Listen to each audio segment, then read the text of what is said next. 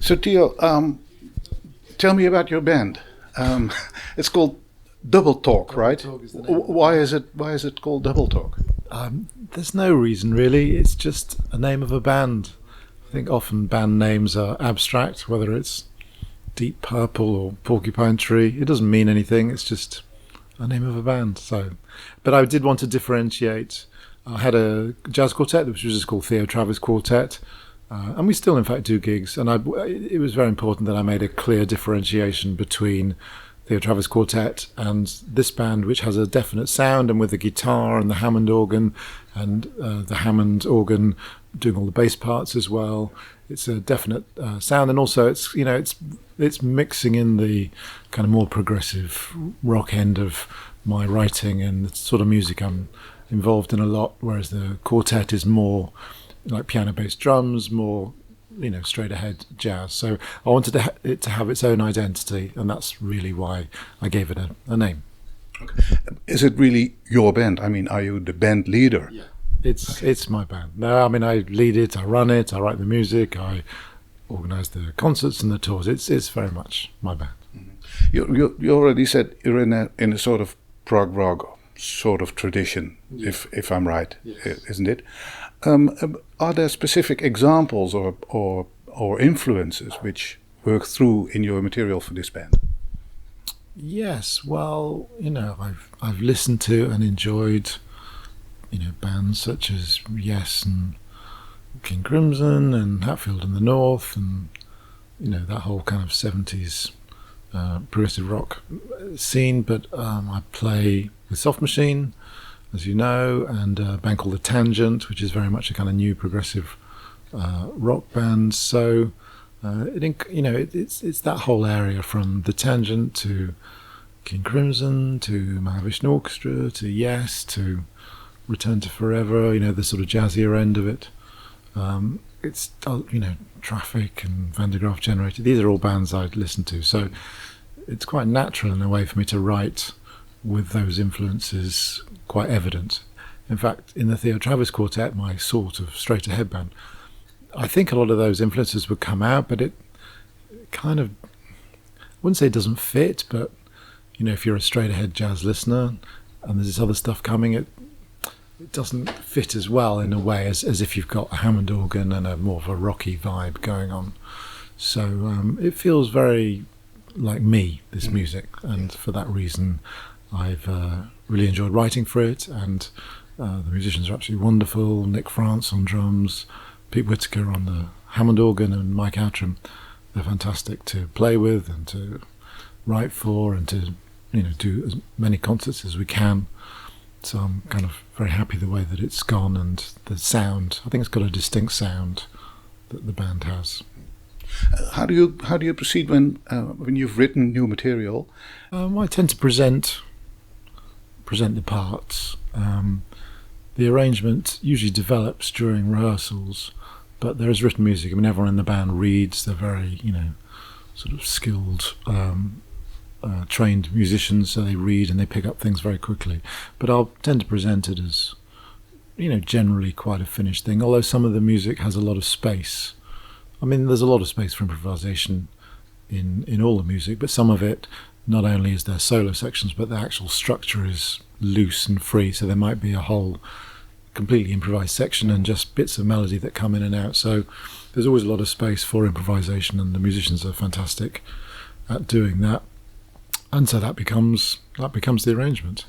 But there's usually clear direction as to where it goes. But still a lot of improvisation as well. Yes, absolutely. No, I mean, although it's a rocky sound, everyone's a jazz musician, so that whole kind of comfort with improvising, with free improvising, with improvising over chords or riffs, etc. People have that jazz background that they bring to the table. Yeah.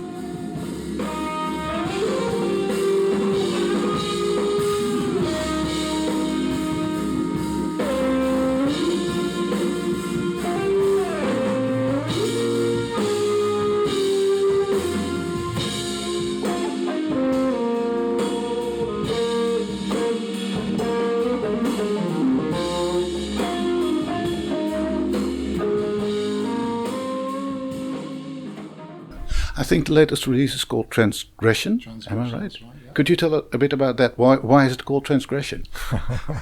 An album needs a name. An album. It's the sound. Well, it's really the sound of words as music. Really, the words, and also when I was putting it together, I mean, the music came first, and then things kind of fell into place. Whether it was, I needed a title for the piece, I needed a title for the album, and also I needed an image.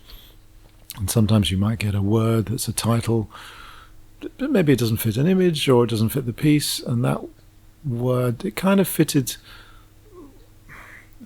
I don't know. It kind of leaves a bit of mystery. There's a lot. It means many things. It kind of invokes many different things. And also, when I found the image that became the album cover, the word transgression with the image of a concrete statue in a graveyard, it all just kind of came together. So it felt right. I mean, I tried lots of different titles and different images, and sometimes it's just a feeling you get from a certain look and a certain word and the sound of a word and the almost abstract things it can invoke. So it felt right. Mm-hmm. It's more something of a feeling rather than it's not a story or something. It's not a literal story. It's not. I mean, the album is all instrumental, so there's no lyrics.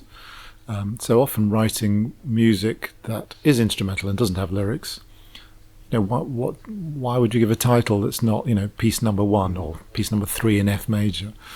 It's kind of a feeling, it's a picture, it's a colour, and as I say, it kind of came together with that title and that image. Yeah.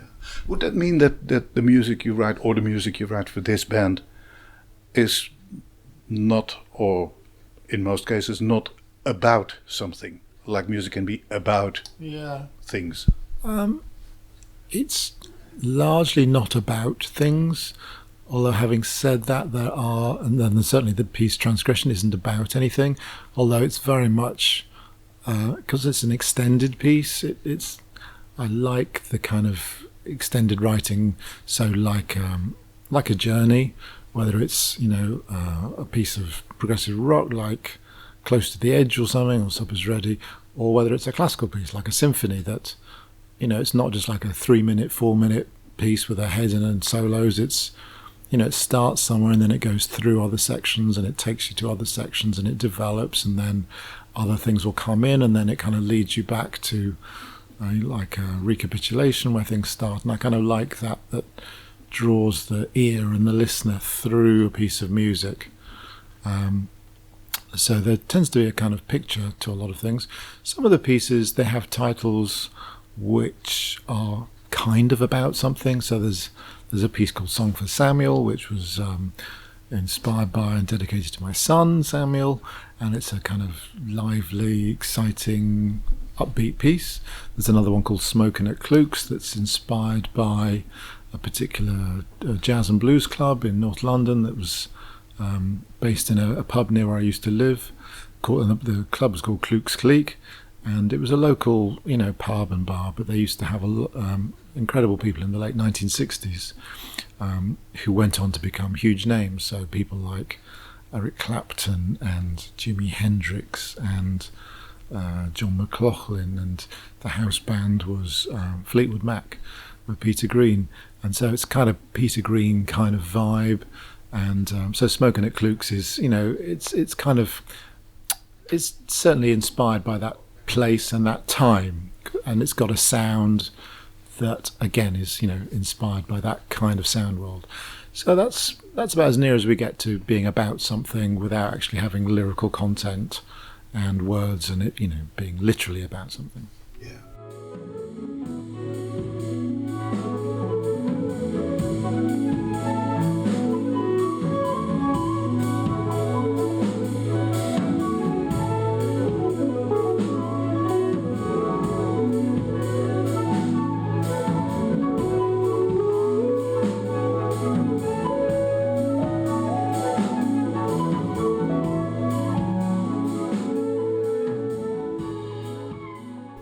Apart from your own 2 bands which you mentioned, you've been playing with a lot of other people.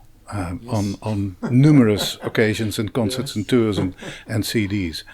Could you imagine that this band would have the other way around, guests to play with you as well? Well, it's interesting because, I mean, I've done a lot of solo albums where I've had a lot of guests on them, and sort of in recent years I've done a lot with, the bands, obviously with Stephen Wilson and Robert Fripp and David Gilmour was very exciting. And when I put this, album and band sort of together for the writing and the recording, I actually wanted, in a way, for it not to rely on having some famous guests or different people come in. I just wanted to write music for a particular group of people. I wanted to play it with that group of people. I wanted to do gigs with that group of people, and it just be about that music and that lineup, and not about either friends who are either well known or can add an extra bit of something.